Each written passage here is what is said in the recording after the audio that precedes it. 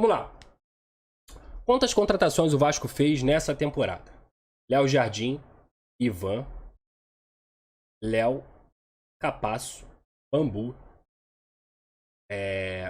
Piton, 6, Pumita, 7, Paulo Henrique, 8, Jair, 9, De Luca, 10, Andrei, de volta, 11,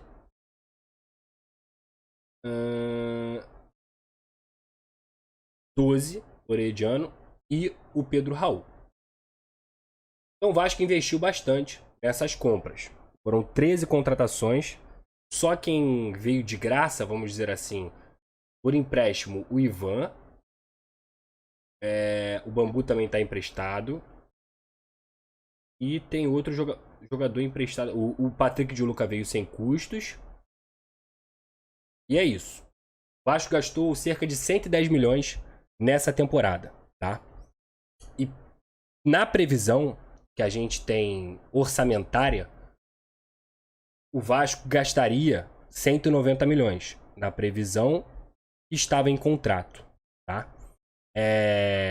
Então você teria mais 80 milhões para investir, né? E também a grana do Andrei. Mas é uma grana que veio parcelada, o Vasco tem que repassar e não repassou o dinheiro.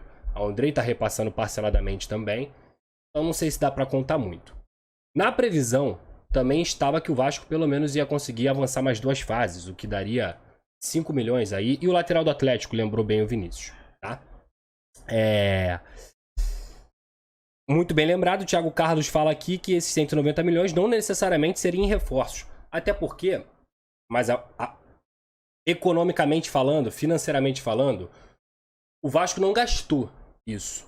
Só que quando você assume o compromisso de gastar 110 milhões de reais, mesmo que seja parceladamente, como foram as principais compras do Vasco, isso está no teu orçamento. Então tu tem que contar com aquilo ali, tá? Então, para a linha defensiva, e aí eu já começo a informação, o Vasco não tem interesse em contratar jogadores. Por quê? Léo, Capasso, Bambu, Pumita, Piton. Dos 13 reforços que eu citei aqui, 5 são da linha defensiva. Então, o Vasco já fez os investimentos que previa para a defesa. Então, hoje, a defesa do Vasco não é uma preocupação da diretoria. Estou falando isso porque apurei essa informação, tá? Não é uma... Vou deixar aqui o superchat, que aí eu vou lendo depois, tá, Marcelo? Fica tranquilo. Então, hoje, o Vasco só pensaria em trazer um zagueiro se de fato essa saída do Anderson Conceição, que pode sim acontecer, fosse concretizada, tá bom? E aí, isso não quer dizer que vai acontecer. Por quê? O Vasco, internamente, pensa em desenvolver esse jogador aqui, ó, o Zé Vitor. E eu, particularmente, concordo 100% com esse desenvolvimento, tá? O Zé Vitor é bom jogador. O Zé Vitor é muito promissor. Inclusive, ele é melhor do que o Anderson Conceição. E aí, para a posição reserva do zagueiro esquerdo, eu acho que o Zé Vitor... Ah, tá pronto? Não tá pronto. Mas eu penso no desenvolvimento desse atleta. Acho bem legal o Zé Vitor ser desenvolvido, porque ele tem qualidade. E aí você tem que pensar também em estilo de jogo. O Anderson Conceição é um zagueiro rebatedor. O Zé Vitor, além de também ser bom nessa rebatida, nesse combate, ele é um cara muito mais técnico do que o Anderson Conceição e que casa justamente com o zagueiro pelo lado esquerdo. É o Léo. O Léo é esse cara. O Léo é o cara que sai jogando, o Léo é o cara que constrói, que dá os lançamentos. E quem reparou um pouquinho no Zé Vitor jogando, percebe também que ele tem essas características.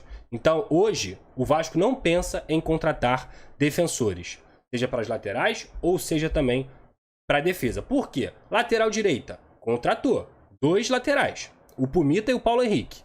Ainda tem o Paulinho, que é muito bom jogador, não está pronto ainda, até porque é um garoto da base, mas é uma promessa.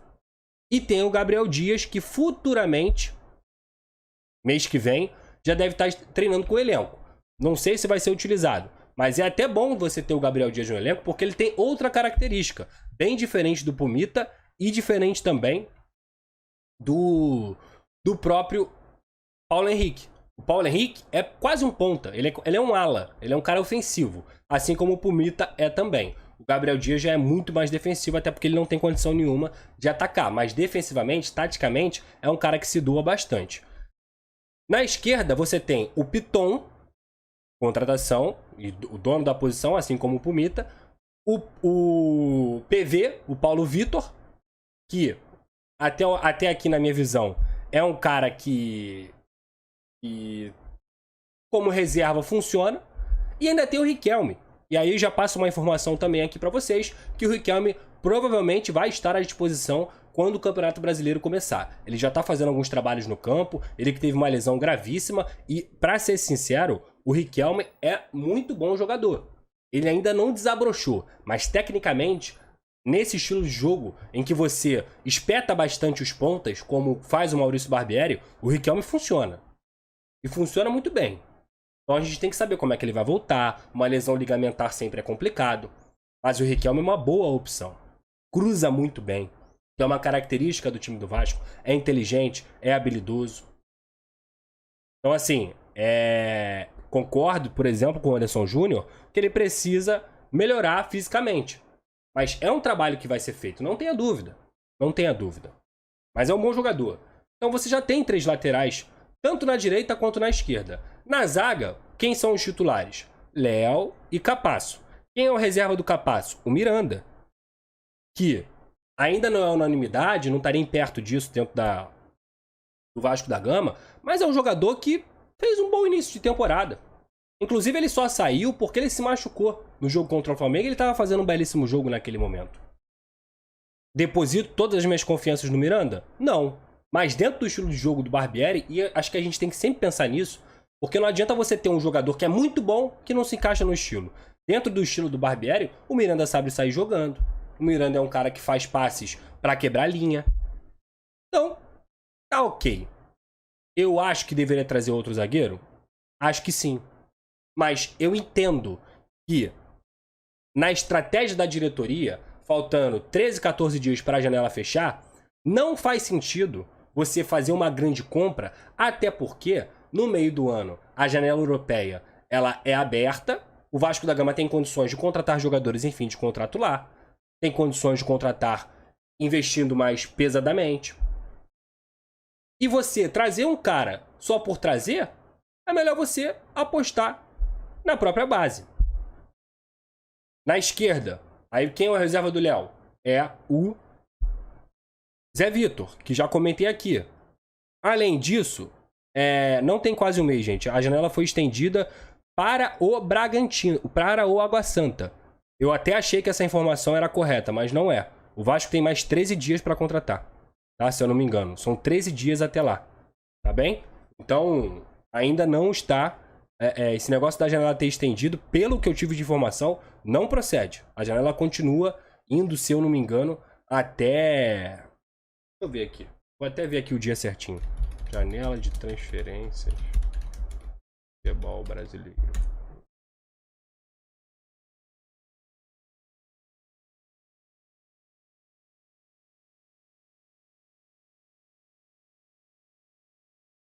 (4 de abril).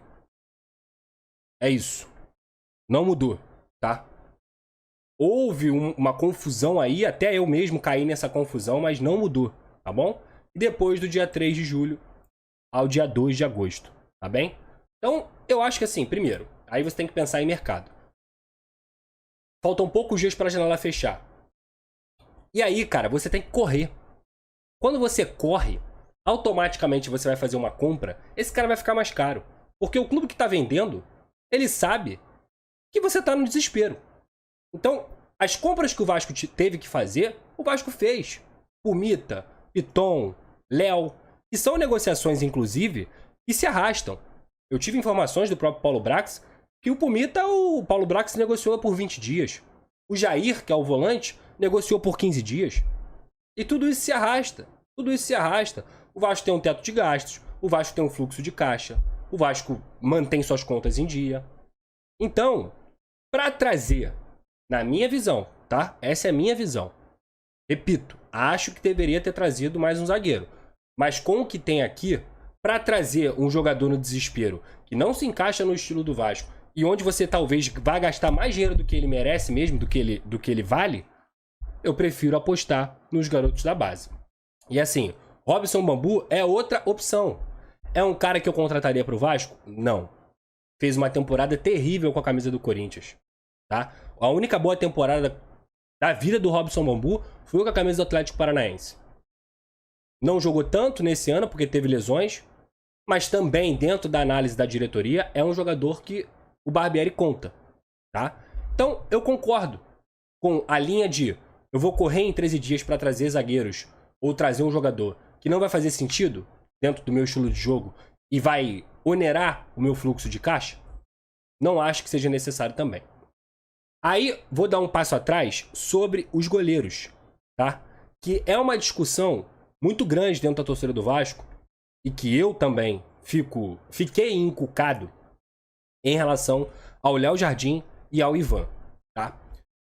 Eu conversei também com uma pessoa dentro do Vasco da Gama e ele me disse: Pedrosa, é a opção técnica. O Léo Jardim está jogando por opção da comissão técnica.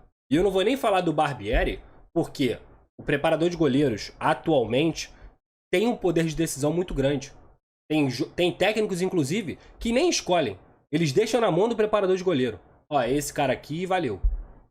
Preparador de goleiro que define. E era uma tática que, se eu não me engano, uma característica que o próprio Abel Braga fazia quando era treinador. E o Abel tem realmente uma influência muito grande. O Ivan, mesmo não estando jogando, e ele tem contratualmente também uma meta de jogos para que o Vasco possa comprar obrigatoriamente ou por opção, o que eu ouvi da diretoria do Vasco ontem foi: Pedrosa, não é porque o Ivan não está jogando que a gente não vai comprar ele. Muito pelo contrário. A ideia do Vasco nos próximos 3, 4, 5 anos é ter goleiros de alto nível. Há quanto tempo o Vasco da Gama não tinha goleiros de alto nível? E aí, cara, eu não tenho como discordar. O Léo Jardim ainda não é unanimidade? Concordo.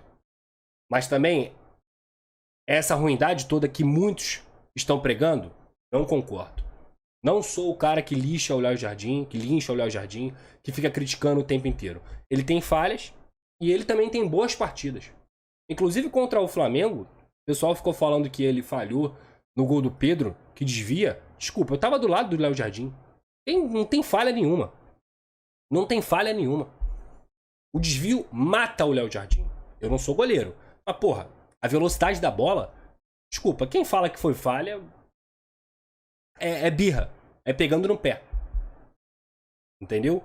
Então, assim, sobre Ivan e Léo Jardim, é uma opção do Maurício Barbieri. Isso não quer dizer que o Ivan esteja sendo deixado de lado. Contratualmente, que era uma coisa que eu suspeitava e até falei na live aqui, porque o Léo Jardim é do Vasco e o Ivan é emprestado, também não faz sentido, tá? Pelo menos foi isso que uma pessoa de dentro do Vasco me passou. E não tem nada a ver, tá? Então vamos lá.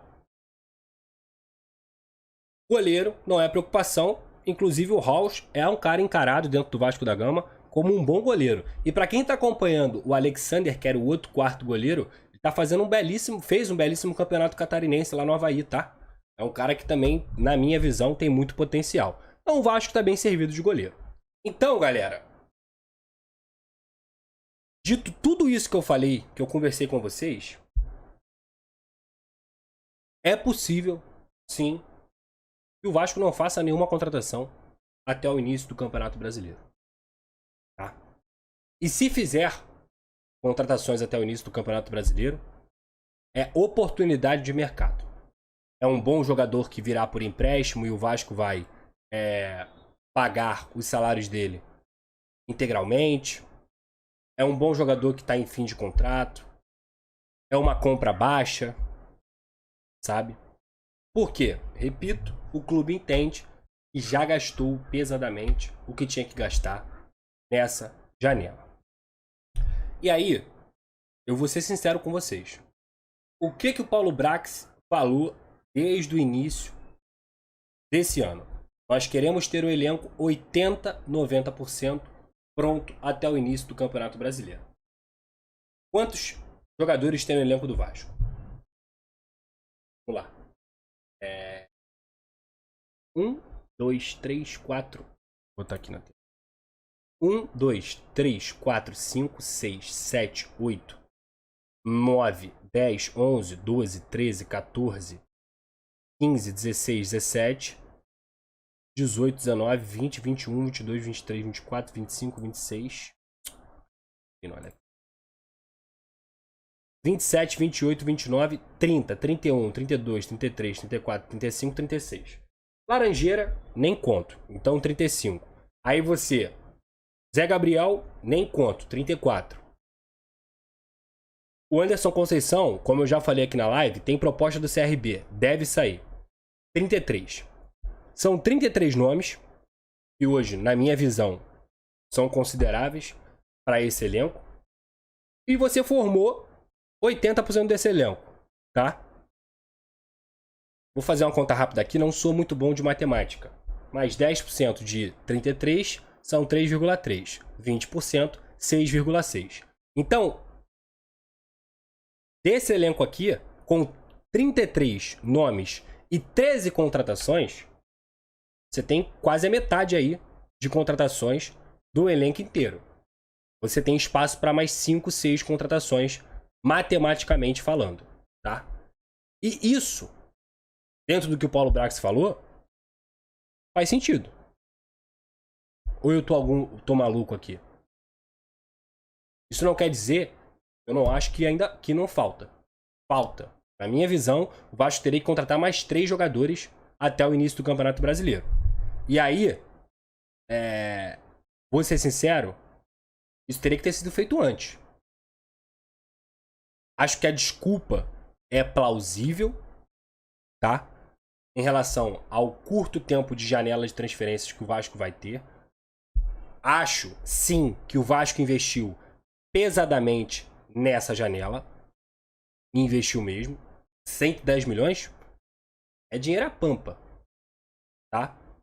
E também entendo que é melhor não trazer jogadores duvidosos que não se encaixam dentro do sistema de jogo e dentro do padrão dos scouts.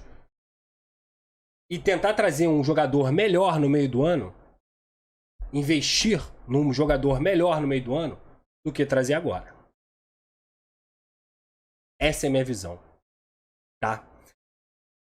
É arriscado, Pedrosa, você talvez não ter mais um volante, mais um ponta e mais um reserva pro Pedro Raul? É arriscado. Você vai jogar 13, 14 rodadas com esse time. É arriscado, tá? Mas, ao mesmo tempo, eu entendo o movimento. E entendo, falando na maior tranquilidade possível, tá? E a longo prazo, tá? A longo prazo, é um trabalho que está sendo feito. Lembrando a vocês, o Vasco não formou time e nem vai formar time para ser campeão em 2023 de nada. O que aconteceu na Copa do Brasil foi um vexame. Eu usei essa palavra e uso de novo. Foi um vexame. Dentro do Campeonato Carioca, ok. O Vasco fez o que tinha que se fazer, que é se classificar para as semifinais. Dentro do Campeonato Brasileiro, o que eu espero, para ser honesto, é um meio de tabela.